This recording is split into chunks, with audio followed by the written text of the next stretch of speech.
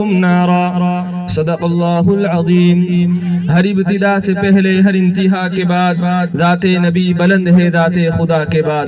دنیا میں جس قدر لوگ ہیں احترام کے قابل ہم سبھی کو مانتے ہیں مگر مصطفیٰ کے بعد۔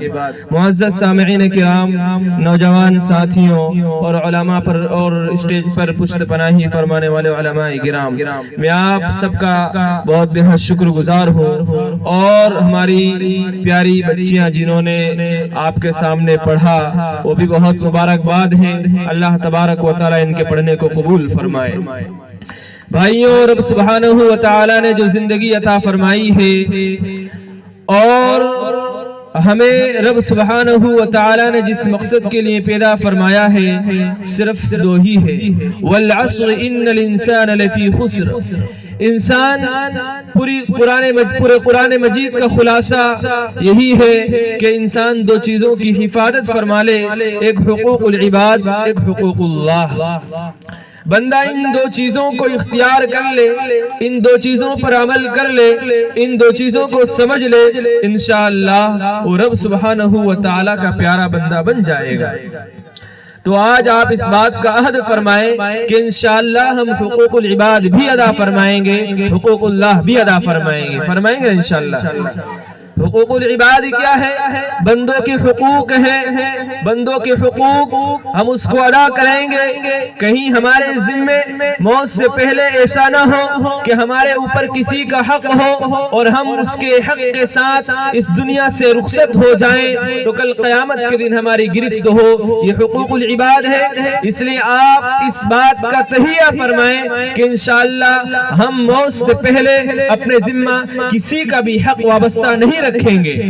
اور دوسرا حقوق اللہ کہ رب سبحانہ و تعالی کی اطاعت و فرما برداری، نبی کریم صلی اللہ علیہ وسلم کے بتائے ہوئے فرامین پر عمل کرنا، اللہ کے نبی علیہ السلام کی دی ہوئی تعلیمات کو عمل کرنا، اس کو عملی جامہ پہنانا اور حقوق اللہ کو ادا کرنا۔ ان دو چیزوں کی ذمہ داری اگر کوئی لے لیتا ہے تو رب سبحانہ و تعالی اسے کامیاب فرما دیتا ہے۔ اللہ تبارک و تعالی نے قرآن مقدس عطا فرمایا ہے۔ اب انسان کے لیے ضروری اور لازم ہے کہ قرآن سے اپنے مسائل کو حل کراتا رہے، قرآن کو اپنے لیے ہدایت کی کتاب سمجھتا رہے، اس کو پڑھتا رہے، اس سے فیض حاصل کرتا رہے۔ قیامت تک کے آنے والے انسانوں کی ہدایت کے لیے رب سبحانہ و تعالی نے قرآن کریم کو عطا فرما دیا ہے، قرآن کریم کو دے دیا ہے۔ اب ہمیں کسی کی ضرورت نہیں ہے، کسی کی ضرورت نہیں ہے، کسی کی ضرورت نہیں ہے جب تک کہ قرآن ہے۔ انسان اپنے مسائل کو قرآن سے حل کرتا رہے، اپنے مسائل کو رب سبحانہ و تعالیٰ کے سامنے رکھتا رہے۔ اللہ کے نبی علیہ السلام نے کسی تعلیم کا کوئی گوشہ ایسا نہیں چھوڑا ہے کہ جہاں ہم کسی کو دوسرے کی طرف نگاہ اٹھا کر دیکھیں۔ ہمیں ہر موقع پر، ہر موڑ پر نبی کریم صلی اللہ علیہ وسلم نے ہمیں تعلیمات دی ہے، تو ہمارے لیے ضروری ہے کہ ہم اس دور کے اندر قرآن مقدس کو مضبوطی سے تھام لیں، کہیں ایسا نہ ہو آج بہت سارے نوجوان یہاں بیٹھے ہوں گے جنہوں نے رمضان تک ابھی تک قرآن مقدس کو ہاتھ ہی نہیں لگایا ہوگا کہ قرآن اس لیے رب سبحانہ و تعالیٰ نے اتارا تھا کہ وہ ہمارے لیے گھروں کے طاقوں کے اندر سجایا جائے۔ نہیں، قرآن اس لیے نہیں تھا، قرآن تو تھا اس لیے کہ ہماری زندگی کو بدلے، ہمارا چلنا پھرنا بدلے، ہماری گفتار و کردار بدلے، ہمارے اخلاق کو بدلے، ہماری بولنے چالنے کو ہمارے اندر قوت پیدا کرے۔ کیا زمانہ ہے کہ قرآن پڑھا جاتا ہے، دلوں پر اثر نہیں ہے، ذہن و دماغ میں قرآن مقدس کی تلاوت ہوتی ہے لیکن اس پر کوئی عملی جامہ پہنانے کا کوئی اقدام نہیں ہوتا ہے۔ قرآن سنتے ہیں، نغمہ سرائی کے طور پر سنتے ہیں لیکن کوئی عمل کے لیے تیار نہیں ہے۔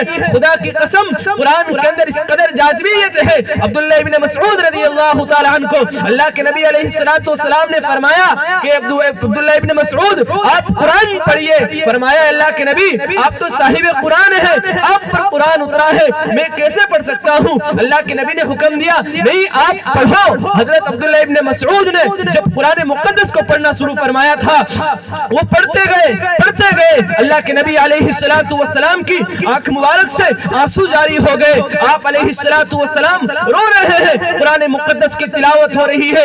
آج ہمارے سامنے قرآن پڑھا جاتا ہے لیکن اثر نہیں ہوتا ہے، اس کی وجہ یہ ہے ہمارے دلوں کے اندر ایمان نہیں ہے، اللہ پر توکل نہیں ہے، اللہ پر بھروسہ نہیں ہے۔ قرآن مقدس کو ابتدا میں اللہ تبارک و تعالیٰ نے سورہ فاتحہ کے اندر فرما دیا ہے کہ مالک یوم الدین میں ہوں اور ایاک نعبد و ایاک نستعین تم پڑھتے ہو، لیکن لوگوں نہ میرا اس پر عمل ہے نہ آپ پر اس کا عمل ہے۔ پڑھتے ہیں ایاک نعبد و ایاک نستعین، اللہ تجھی سے مدد مانگیں گے، اللہ تیری عبادت کریں گے۔ بھائیو پھر کیا چیز ہے کہ ہم غیر پر نظر دکھاتے ہیں، ہم غیر کو اپنا بڑا مانتے ہیں، ہم غیر سے جھک جاتے ہیں، شرم سے آنکھ بھر جاتی ہے۔ کیا بات ہے کہ جس قرآن مقدس کو ہمارے لیے اللہ تبارک و تعالیٰ کا قرآن فرماتا ہے، خود رب کریم قرآن کے اندر فرماتا ہے یہ قرآن وہ کتاب ہے جس کے ذریعے کئی لوگوں کو ہم نے ہدایت دی ہے، کئی قوموں کو بلند کیا ہے اور کئی لوگوں کو ہم نے اس کے ذریعے ذلیل و رسوا کیا ہے۔ علامہ اقبال نے رونا رویا ہے کہ وہ زمانے میں معزز تھے مسلمان ہو کر، تم خار ہو گئے تاریخ قرآن ہو کر۔ رمضان کا مہینہ آ رہا ہے، بڑا مقدس مہینہ آ رہا ہے، آج نوجوانوں کا حال یہ ہے، بڑے افسوس کی بات ہے گٹکے پاؤچ کے اندر میری قوم کے نوجوان اپنی زندگی کے قیمتی ایام کو ضائع کرتے ہیں۔ حیرت ہوتی ہے کہ کیا ضرورت ہے کہ اپنا رب کو راضی نہیں کرنا ہے، کیا موت کے اندر ہمیں نہیں جانا ہے؟ انسان ہر چیز کی انکار کر سکتا ہے، موت سے اس کو مفر نہیں ہے، موت مجھے بھی آنی ہے، موت آپ کو بھی آنی ہے۔ پھر اس سے پہلے کہ رب سبحانہ و تعالیٰ کے سامنے دفاتر کھول دیے جائیں، اس سے پہلے اپنے آپ کو رب سبحانہ و تعالیٰ کے سامنے اس قدر پیش فرما دے کہ رب سبحانہ و تعالیٰ ہم سے راضی ہو، کہیں ہماری موت اس حال میں نہ آئے کہ میرا اللہ مجھ سے ناراض ہو، دنیا کا کہیں شخص مجھ سے ناراض ہو، حقوق العباد اگر اس میں میرے ذمے ہے اور میں دنیا سے چلا گیا، قبر میں میرا کیا عالم ہوگا جہاں تنہائی ہے، جہاں کوئی پرسان حال نہیں ہے۔ آج بھائیوں میری اور آپ کی زندگی یہ ہے کہ میں اور آپ اللہ کے رسول علیہ السلام کا نام تو لیتے ہیں لیکن اللہ کے نبی علیہ السلام کی سنتوں پر عمل پیرا نہیں ہوتے ہیں۔ اللہ کے نبی علیہ السلام کا فرمان ہے، آپ نے فرمایا لا یؤمن احدکم حتی اکون احب الی من والدہ وولدہ والناس اجمعین، کہ کامل مومن نہیں ہو سکتا ہے اس وقت تک جب تک کہ وہ مجھ سے، اپنی اولادوں سے، اپنے گھر والوں سے، اپنی جان سے زیادہ محبت کرنے والا نہ ہو۔ میں رسول اللہ کا نام لیتا ہوں مجلسوں کے اندر، چوراہوں پر میں رسول کی حرمت پر کٹنے کے لیے تو تیار ہو جاتا ہوں، لیکن جب مؤذن پکارتا ہے حی علی الصلاۃ، قوم کا نوجوان مسجد کو ویران کرنے کا سبب بن جاتا ہے، قوم کا نوجوان امام کی تذلیل پر آمادہ ہو جاتا ہے، لیکن مسجد کے صفے پکار کر کے رہی ہے آجا تیری کامیابی اس میں ہے، آجا تو سجدہ یہاں کر لے، تیری کامیابی اس میں ہے۔ خدا کی قسم، رب کعبہ کی قسم کھا کر کہتا ہوں، اگر تم نے میرے نبی کے دین کے علاوہ کہیں کامیابی ڈھونڈی ہے، تمہیں کامیابی نہیں ملے گی، تمہیں ذلت ملے گی، تمہیں رسوائی ملے گی۔ جب تک کہ تم قرآن کو مضبوطی سے پکڑو گے، جب تک کہ تم قرآن کے سیرے کو مضبوطی سے پکڑو گے، تمہیں ذلیل و رسوا نہیں کیا جائے گا۔ آج کا قوم کا نوجوان قرآن کو یہ سمجھتا ہے کہ قرآن تو ہمارے لیے صرف قرآن مرنے والوں کے لیے پڑھی جانے والی کتاب ہے، ہمیں مردے کو نزا کا وقت ہے، کیا قرآن مارنے والوں کے لیے آیا تھا؟ نہیں، قرآن تو مردہ دلوں کو زندہ کرنے کے لیے آیا تھا، تازگی بخشنے کے لیے آیا تھا۔ کون سی چیز ہے، کون سا سرمایہ ہم سے کھو چکا ہے؟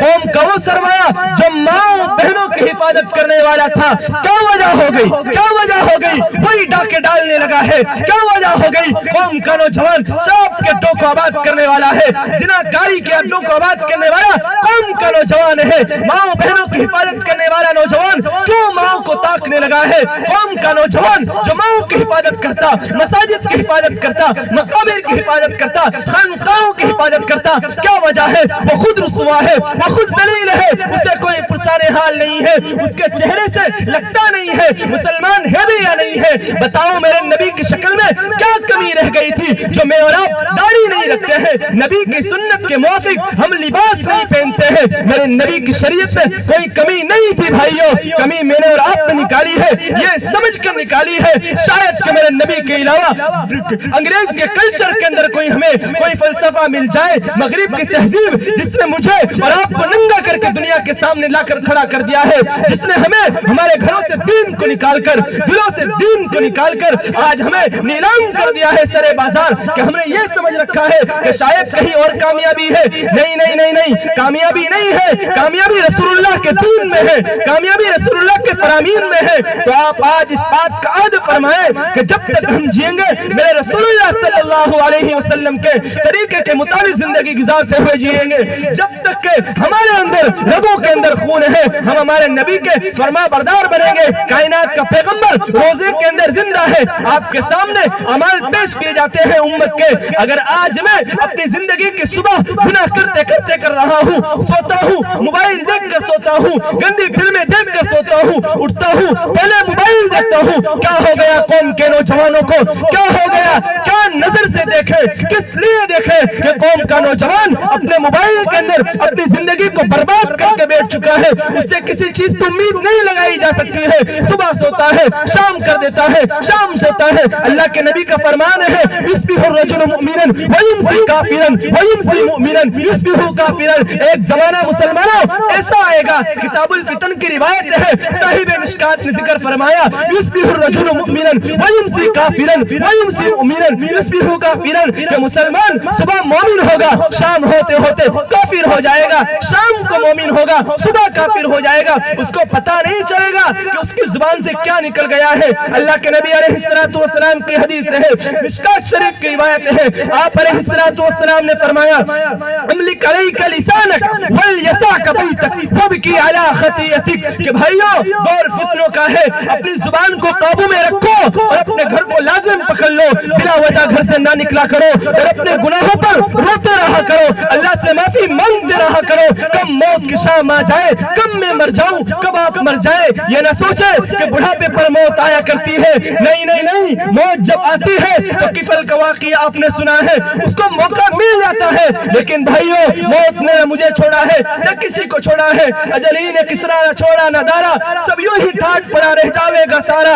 ये जमाना है, गुजर रहा है, कुरान मुक़द्दस इसकी कसम खा रहा है, वल अस्र इन्नल इंसान लफी खुस्र, के जमाने की कसम है और इंसान घाटे के अंदर है। इस जमाने ने बड़े बड़े दौरों को देखा है, फिरौन के दौर को देखा है, हमान के दौर को देखा है, कारून के दौर को देखा है, शद्दाद के दौर को देखा है। जमाना अपनी तरह चल रहा है और हम जमाने की लिपट में आ रहे हैं। अल्लाह के नबी अलैहिस्सलातु वस्सलाम मेराज के मौके पर गए हैं, आप अलैहिस्सलातु वस्सलाम की तरफ एक औरत आ रही है, बुढ़िया है, बन सवर कर आ रही है। जिब्राइल को पूछा, जिब्राइल ने पूछा कौन है?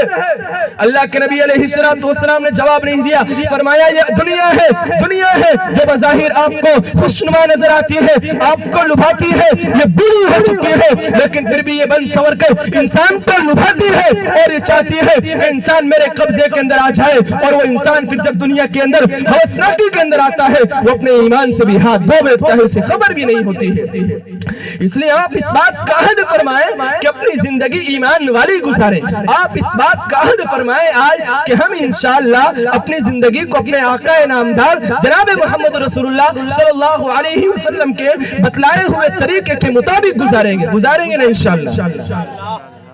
इस बात का हद फरमाएं कि इंशाअल्लाह जब भी हमें नबी करीम सल्लल्लाहु अलैहि वसल्लम की सुन्नतों पर हमें लब्बे कहने की जरूरत आए तो हम जरूर कहेंगे। हमें चाहिए कि हम अपना तवक्कुल रब सुब्हानहू व तआला के ऊपर रखें। हम किसी से उम्मीद की वाबस्तगी न लगाएं कि शायद हमें किसी की उम्मीद हो, हमें किसी की उम्मीद नहीं है। हज़रत उमर रज़ियल्लाहु तआला अन्हु जब गवर्नर बने हैं तो मिस्र के गवर्नर को उबई इब्न काब को बनाया था, तो वहाँ का ये रिवाज था कि वहाँ का दरियाए नील एक औरत को चाहता था। जब जाके वो साल पूरा होने पर जब तक एक औरत को उसके भेंट नहीं चढ़ाया जाता था, वो दरिया रवाना नहीं हुआ करता था। हज़रत उमर रज़ियल्लाहु तआला अन्हु को अम्र इब्न आस रज़ियल्लाहु तआला अन्हु ने खत लिख के भेजा कि अमीरुल मोमिनीन मामला ये है, दरियाए नील चलता नहीं है, लोगों का रिवाज है एक हसीन जमीन लड़की को जब तक इसके अंदर नहीं धंसा जाता है, नहीं झोंका जाता है, दरिया अपनी रवानी पर नहीं चलता है। हज़रत उमर ने एक रुका लिखकर भेज दिया और कहा कि दरिया के हवाले कर کر دو، دریا کے حوالے کر دو۔ جب دریا کو رکا ملا، دریا اپنی روانی پر بہنے لگا، لوگ حیرت میں رہ گئے۔ پوچھا عمر سے کیا بات تھی؟ کہا میں نے اس میں لکھ دیا تھا کہ دریا تجھے اللہ کے حکم سے چلنا ہو تو چل، ورنہ تیرے چلنے کی ضرورت نہیں ہے۔ بھائیو، ایمان ہم تک بڑی آسانی سے نہیں پہنچا ہے۔ اس ایمان کو پہنچانے پر، اس دین کو پہنچانے پر لوگوں نے بڑی تکالیف اٹھائی ہے۔ بلال حبشی رضی اللہ تعالیٰ عنہ کے بارے میں آتا ہے، لوگ ان کی گردن پر پیر رکھ دیا کرتے تھے اور فرماتے تھے کہ مرغی کا دورہ ہے۔ عرب کے یہاں رواج تھا، اگر کسی کو مرغی کا دورہ پڑتا تھا تو گردن پر پیر رکھ دیا کرتے تھے کہ شاید مرغی کے دورے میں افاقہ ہو۔ حضرت بلال حبشی فرماتے ہیں، لوگ میرے اوپر پیر رکھ دیا کرتے تھے اور یہ کہتے تھے کہ ان کو مرغی کا دورہ ہے۔ رب کعبہ کی قسم، مجھے مرغی کا دورہ نہیں ہوا کرتا تھا، مجھے بھوک ہوا کرتی تھی۔ ابو ہریرہ یہ بات فرماتے ہیں، حضرت بلال کی بات نہیں ہے، حضرت ابو ہریرہ کہتے ہیں لوگ میری گردن پہ پیر رکھ دیا کرتے تھے اور کہتے تھے ان کو بیماری ہے مرغی کی، لیکن ابو ہریرہ فرماتے ہیں مرغی کی بیماری نہیں تھی، میری بھوک ہوا کرتی تھی، اس بھوک کی وجہ سے میں بے ہوش ہو کر گر جایا کرتا تھا۔ آج ہمارے پاس فراوانی ہے، وقت ہے، لیکن اگر ہم کہہ دیں کہ بھائی جیسے ابھی مولانا نے سنایا کہ وہ 16 سال کے بعد باعزیز حضرت جنید بغدادی لوٹ کر آئے، 16 سال کتنا عرصہ ہوتا ہے، زندگی کا ایک قیمتی سرمایہ ہوا کرتا ہے۔ لیکن اگر ابھی میں آپ سے خالی یہ کہہ دوں کہ چلو بھائی 3 دن کے لیے نام لکھاؤ تو سارے ایک دوسرے کو دیکھیں گے، تو ہم تو نام نہیں لکھوائیں گے، لیکن رواج ہے ہمارے یہاں کہ ہم 3 دن نہیں نکال سکتے ہیں، 40 دن نہیں نکال سکتے ہیں۔ کیوں؟ اس لیے کہ ہمارا رواج نہیں ہے، ہمارے اندر دین کی طلب نہیں ہے، ہمارے اندر نبی کریم صلی اللہ علیہ وسلم کی محبت نہیں ہے، ہمارے اندر ایمان کی وہ جذبہ، ایمان کا وہ جذبہ، ایمان کی وہ شعلہ زنی نہیں ہے جو ہمیں اس بات پر ابھارے کہ میرے نبی علیہ السلام بھی کوئی چیز تھی جن کے لیے کائنات سجائی گئی، جن کو طائف میں مارا گیا، جن کو مینا میں مارا گیا، جن کو گالیاں دی گئی، جن پر پتھر برسائے گئے، جن کے لیے کائنات سجی تھی اس پر پتھر برس رہے ہیں اور وہ دعائیں دیتے جا رہے ہیں۔ تو آج آپ اس بات کا تہیہ کریں کہ انشاءاللہ ہم ایک بھی نماز کو قضا نہیں کریں گے انشاءاللہ، اور رمضان کے مہینے کے انشاءاللہ پورے روزے رکھیں گے۔ ذرا وہ نوجوان بتائیں جو اس لیے کہ بہت سخت گرمی میں آ رہے ہیں، تو جنہوں نے عہد کیا کہ ہم روزہ نہیں رکھیں گے لیکن اب رکھیں گے انشاءاللہ، تو کون کون ہے؟ سب رکھیں گے نا انشاءاللہ؟ کوئی بھی روزہ نہ چھوڑنا۔ روزہ یہ ہمیں رب تبارک و تعالیٰ کی طرف سے بہترین عطیہ ہے۔ حضرت امی عائشہ رضی اللہ تعالیٰ عنہ فرماتی ہے اللہ کے نبی علیہ السلام شعبان کے مہینے میں کثرت سے روزہ رکھا کرتے تھے اور آپ کی عبادت کے اندر اضافہ ہو جایا کرتا تھا۔ حضرت سلمان فارسی رضی اللہ تعالیٰ عنہ کی روایت ہے اللہ کے نبی علیہ السلام رمضان سے پہلے ہمارے درمیان تقریر فرمایا کرتے تھے اور فرماتے تھے اس میں ایک مہینہ رحمت کا ہے، ایک مغفرت کا ہے، ایک جہنم سے خلاصی کا ہے۔ بڑے بدبخت لوگ ہیں جو رحمت سے بھی نا امید ہو کر رحمت سے بھی دھتکار دیے جاتے ہیں، مغفرت بھی نہیں کراتے ہیں اور جہنم سے خلاصی کے لیے اپنا آپ کا نام بھی پیش نہیں کرتے ہیں۔ تو آپ اس بات کا اس مجمع کے اندر عہد کر کے جائیں، پختہ عزم کر کے جائیں کہ انشاءاللہ ہمارے گھروں کے اندر کوئی بھی ایسا نہیں ہوگا جو روزہ نہیں رکھے گا۔ تو سارے روزہ رکھیں گے نا انشاءاللہ؟ رکھیں گے نا انشاءاللہ؟ پکی بات ہے۔ اللہ تبارک و تعالیٰ ہمیں روزہ رکھنے کی توفیق عطا فرمائے، ہمارے ساتھ سہولت کا معاملہ فرمائے، عافیت کا معاملہ فرمائے۔ آپ لوگ یہاں بیٹھے اطمینان کے ساتھ بیٹھے، آپ کے یہاں پہلی مرتبہ جلسہ ہوا، وقت بہت زیادہ ہو گیا، اللہ تبارک و تعالیٰ آپ کے بیٹھنے کو قبول فرمائے۔ اگر میری زبان سے کوئی ایسی بات نکل گئی جو شاید آپ کے لیے مناسب نہیں ہونا چاہیے تھا لیکن زیادہ بولنے کی عادت ہے، اللہ تبارک و تعالیٰ سے میں معذرت خواہ ہوں، آپ لوگوں سے بھی میں معافی مانگتا ہوں، آپ لوگ مجھے معاف فرمائیں اگر کوئی بات کہی۔ وقت ملا تو پھر ملاقات ہوگی، اب تو جاتے ہیں میں قدے سے میر، پھر ملیں گے اگر خدا لایا۔ وآخر دعوانا ان الحمدللہ رب العالمین۔